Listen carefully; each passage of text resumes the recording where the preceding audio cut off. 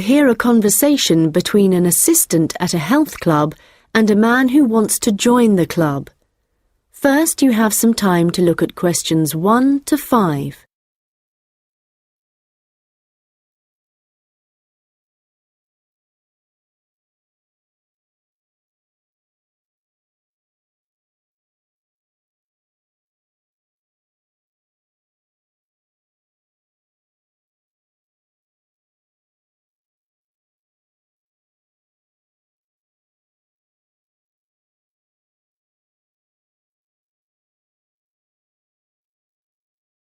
Hi, can I help you? Hello. Yes, is your club taking on new members at the moment? Oh, yes. We're always interested in taking on new members. Just give me a moment and I'll get an application form. Right, here we are. So, let's start with your name.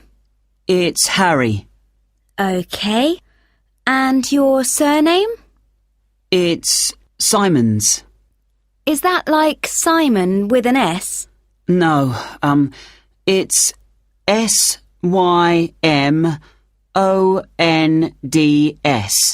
Most people find it rather difficult to spell. I see. It has a silent D. I guess a lot of people miss that. Now, let me see. Can you tell me when you were born? Yes, certainly. The 11th of December. Thanks. And the year? 1996. OK, good. Now, are you thinking of becoming a full-time member? Probably not. What kind of memberships do you have? Well, we also have off-peak membership, which is between 9 and 12 in the morning and 2 and 5 in the afternoon. And then we do have a weekend membership. So a weekend membership is just Saturday and Sunday? Yes, that's right. OK. Well, that's not going to work for me. It looks like I'll have to be full-time. I'm afraid off-peak membership won't do, as I'm not free at those times, and I don't just want to be restricted to weekends. OK, I'll make a note of that. Right, we have several facilities at the club, including a gym, a swimming pool, tennis and squash courts. What activities are you planning on doing? Well, do you have badminton? Yes, we do. And table tennis? I'm afraid not. Well, not at the moment, anyway. Oh, OK. Well, I'm also very keen on swimming, so I'm glad you have a pool. I'll certainly be doing a lot of that. OK, I've got that. Will you be using the gym? No, I'm not interested in that. OK. So just let me work out what the cost will be. Yes, that comes to £450 for the year.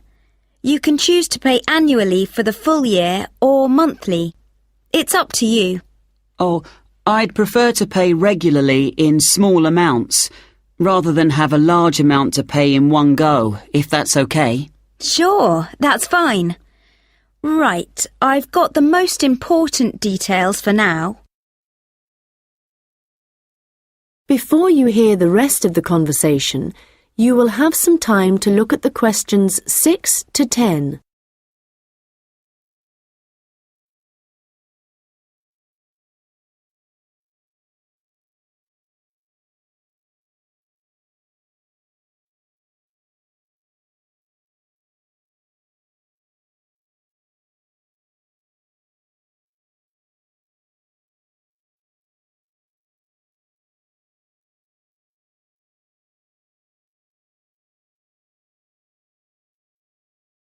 Now listen and answer questions 6 to 10.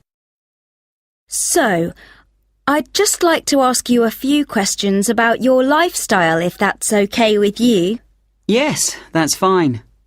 Do Do you do any regular exercise at the moment? Yes, I do a bit. Good. And what do you do? Well, every few days I go jogging. Yes, that's good. How long do you go for? Well, it varies. I guess it depends on how energetic I'm feeling. Yes, of course. Every little bit helps. Do you have any injuries at the moment? Well, I did break a bone in my foot playing football a long time ago, but that's all healed up now. But in the last few days, I've realised I have a bad ankle. I think I must have injured it last week, and it's a bit sore now. But apart from that, I'm fine. Right. I guess you might need to rest it for a few days to let it recover. Yes, I will. So, let me just ask you what you want to achieve by joining the club. Do you have any targets or goals? Well, I suppose my main aim is to build up my fitness level. Is that the kind of thing you mean? Yes, that's fine. All the activities you're going to be doing should certainly help you with that. OK. And could you tell me what you do for a living? Well, I was a student up until recently. OK. So what are you doing at the moment? Well, I'm a charity worker. Oh, that's fine. I'll write that down. OK, nearly done. One last question. Can I ask how you heard about the club? Did you see it advertised or did you go to our website, for example? Well, I've been looking for a health club for a while, and I asked my friends for suggestions, but they weren't much help. And then I was listening to the radio, and your club was mentioned. So I thought, I'll go along and see what it's like. Great. Well, we look forward to having you as a member. That is the end of section 1. You now have half a minute to check your answers.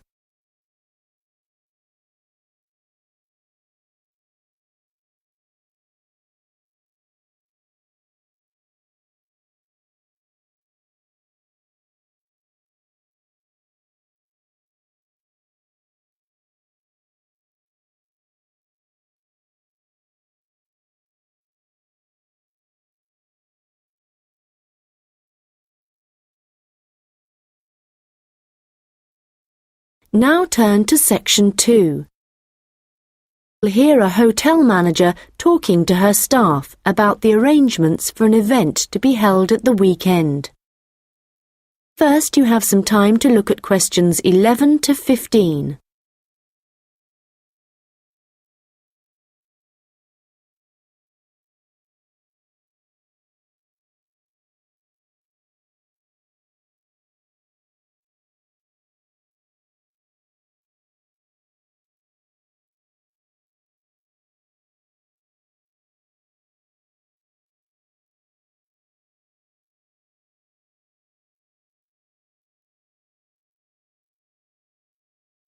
Good morning, everyone. I hope you're all feeling okay after the activities of the last week or so. I know you've all been working very hard recently, and we've been exceptionally busy, especially with the wedding last weekend and the trade fair straight after that. And now we have only 3 days to prepare for the birthday party this weekend. The events recently have gone extremely well, and the hotel is beginning to get a very good reputation, so we need to keep it up. At the moment, we don't have exact numbers of guests, and though we usually only cater for groups of less than 50, we will have quite a few more than that. So, as I said, not sure of numbers, but of course we won't go over the maximum of 100. But it's likely that we will need all of you to work this weekend, so if any of you can't, please let me know as soon as possible. Right, so what time will the event start? Well, the invitation says guests should arrive between 7:30 and 7:45, but our experience is that there are always a few who like to arrive early, so we'll expect the first people at 7:15. As the numbers are quite large, this will certainly be the case. Food will be served at around 8:30, and then, depending on how long the meal takes, the entertainment will start about 2 hours later. Now, for this, we were expecting a live band for the occasion, which is always fun. But apparently this has been cancelled due to illness. So, the hosts know someone who is a comedian who will be replacing the band. We had hoped that the resident magician who worked here through the summer would be able to help out, but they weren't keen on that idea. Before you hear the rest of the conversation, you will have some time to look at the questions 16 to 20.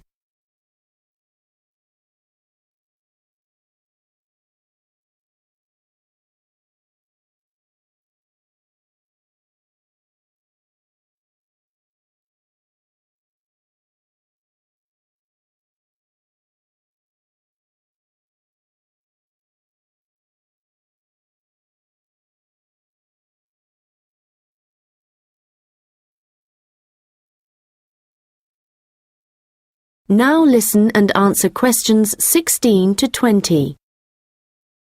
So, I'd just like to go through who's doing what when the guests arrive, and I think we'll make a few changes from the last party held here. If I remember correctly, it was Olav who coordinated the task of providing the guests with drinks. Or was it Ahmed? I'm not sure. But Gary asked to do it this time, so that will be his job.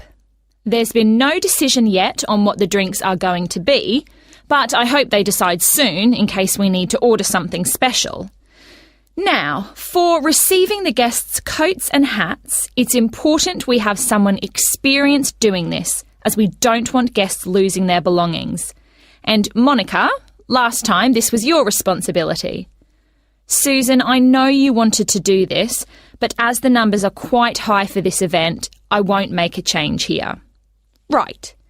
Now, last time there was some confusion as to where guests were supposed to go once they had deposited their things, and we had guests roaming around the whole hotel. So, Ahmed and Olav, I believe you discussed the problems with Susan and thought she would be good at guiding guests after they had arrived. And I'm fine with that. Right, and now for some general instructions. Once the guests have arrived, they will be in and around the lounge area, and then at around 8:30, we need to get them to move to the restaurant for their meal. This often proves difficult and can take a long time, so I will ring a bell so that everyone knows it's time to eat. Hopefully, this will speed things up a bit. Also, for this event, there'll be a seating plan, so the guests won't be able to decide for themselves where to sit. They'll have to sit according to the plan. There will be a plan on each table, and I've been thinking about where to put the master plan so everyone can view it before they enter the restaurant. As they'll be spending quite a while in the lounge, I've decided to also put a plan there. This should speed up the start of the meal. Once the meal starts, you'll all be very busy waiting on the tables, and I'm sure I don't need to tell you to be good-humoured and polite to all the guests. The organiser of the event will be saying a few words, and so will two of his colleagues. So, when the speeches start, all activity must stop in the restaurant, so that the three people giving them can be heard. This shouldn't take long, and it should be towards the end of the meal. After that, the guests will move back to the lounge for the entertainment. So, I think that's it. Any questions? Come and see me later. That is the end of section 2. You now have half a minute to check your answers.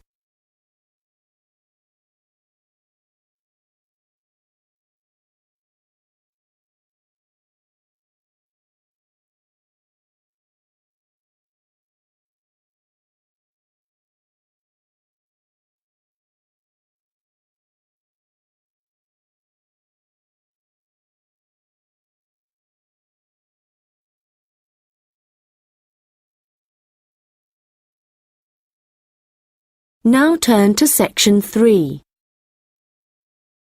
There are two students discussing an assignment. First, you have some time to look at questions 21 to 25.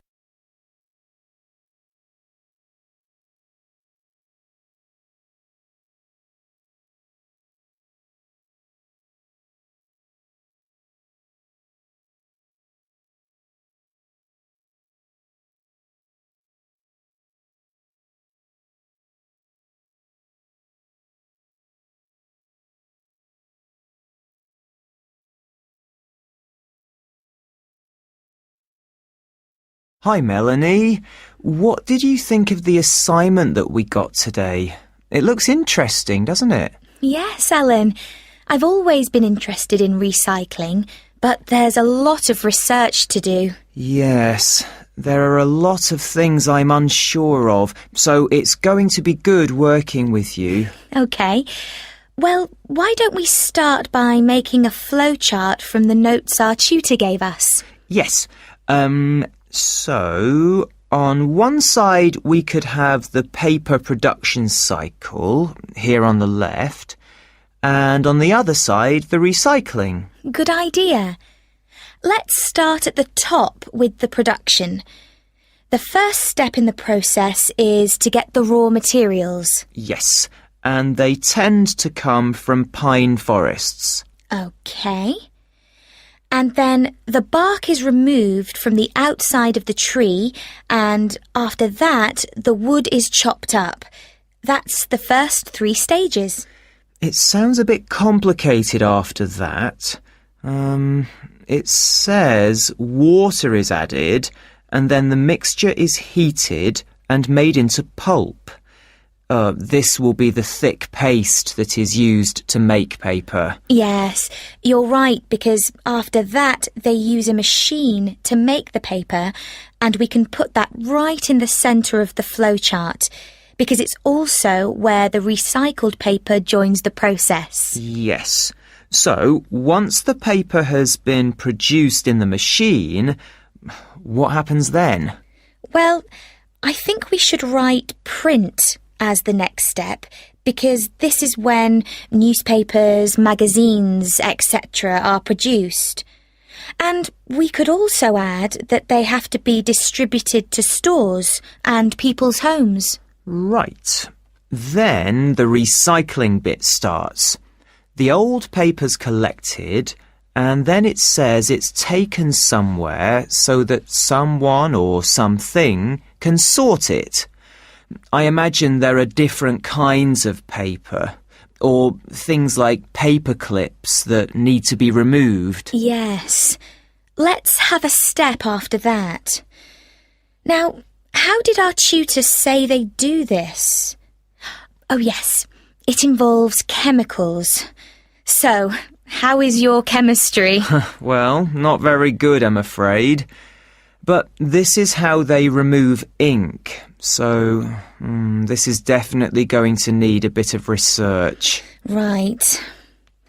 The last step in the recycling section is similar to the last step in the production process, with heating and pulping, before the cycle begins again.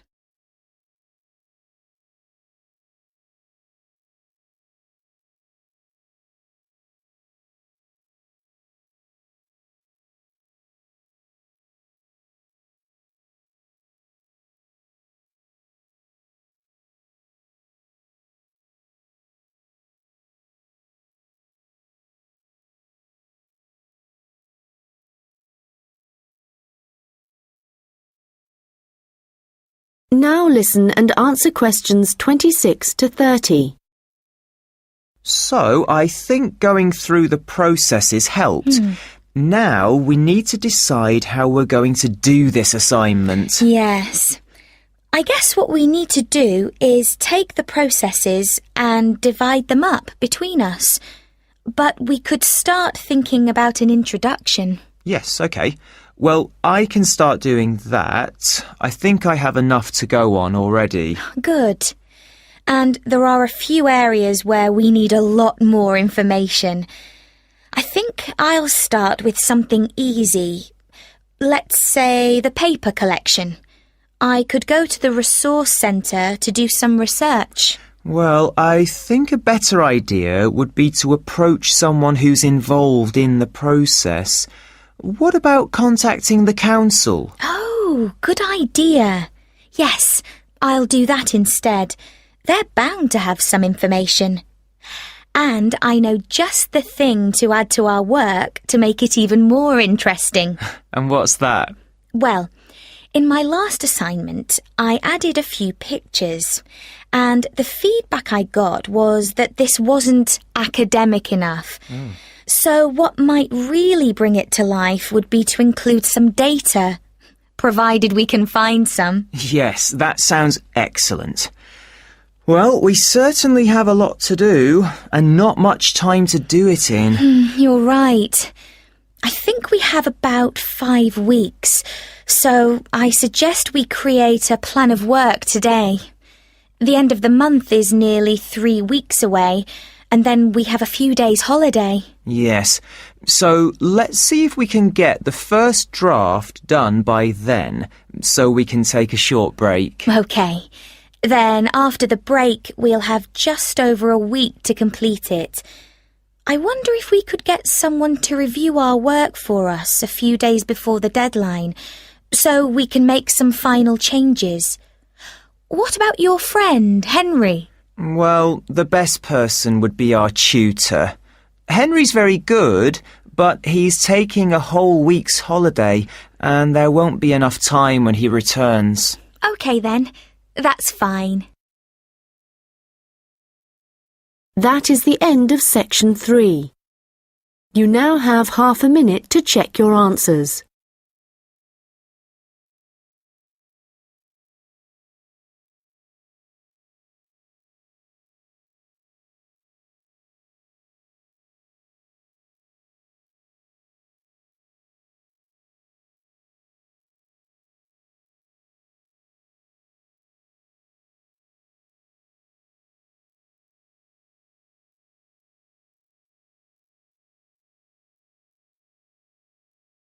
Now turn to section 4. You will hear a lecture about hair. First, you have some time to look at questions 31 to 40.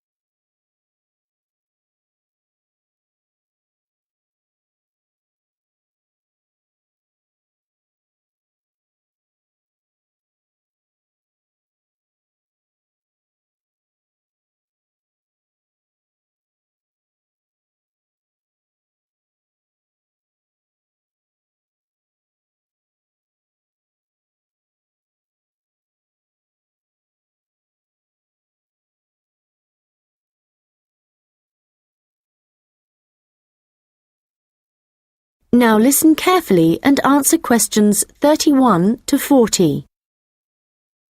Good morning, and welcome to this lecture on hair, which is a part of the human biology course. This lecture covers a number of facts about hair, its structure, and what can affect the general health of hair. So, first of all, what is hair, and why do we have it? If we look back at our ancestors, we'll see that they had a lot more hair on their bodies than we do now. And there are, or were, 2 main reasons for having hair. One is to provide warmth. But as humans have worn clothes for many years, body hair has significantly reduced. The other is for protection. And again, this isn't as significant as it was once. But hair does still benefit areas of the body, such as the head and around the eyes. Now, hair, whatever it is for and wherever it is on the human body, is composed mainly of a protein called keratin. This by the way, is also found in fingernails. In fact, it's keratin which makes them flexible, and without it they would be very rigid. Another interesting fact about hair is that it is very strong as iron, in fact. One single strand can support a weight of up to 100 grams. This may not sound all that much, but a full head of hair can support up to 12 tons, which is the equivalent of a couple of elephants, which is simply amazing, though I advise you not to put this to the test.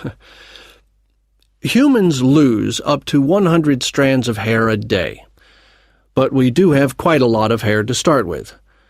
There's some variation depending on hair color, but for an average adult, the strand count is 100,000, so losing 100 a day is not too bad. Although this is the average, people with red hair have around 80,000 strands, black or brown hair 100,000, and blondes have about 120,000. So, hair used to be important for the reasons I mentioned earlier, but nowadays I'd say the main importance of hair is the fact that it is big business. Apart from the money involved in hair cutting, shaving, trimming, etc., a fortune is spent just on hair products. In the UK alone, consumers spend over £5 billion each year on these.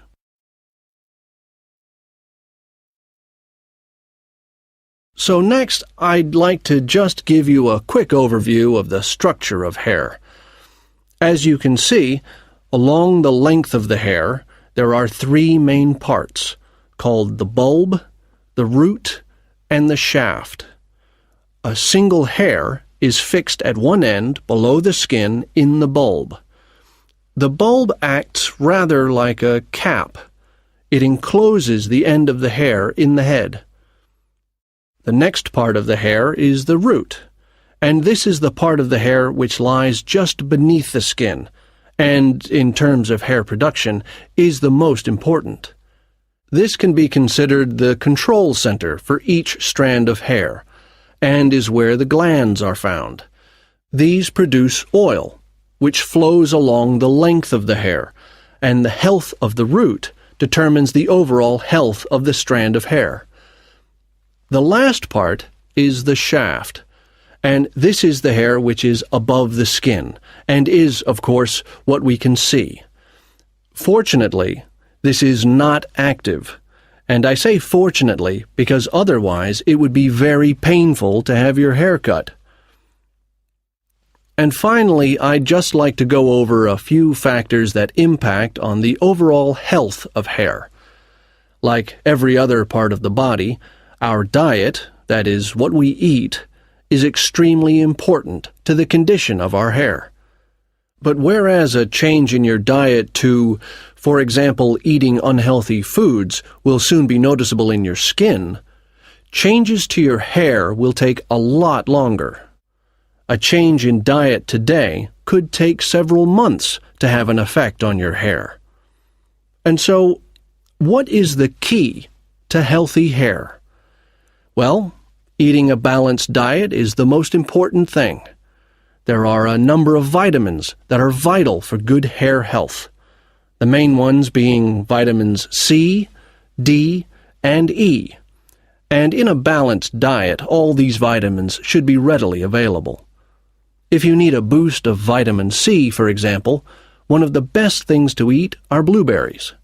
For vitamin D, the best examples are fish, mushrooms, and eggs, and for vitamin E, nuts and seeds.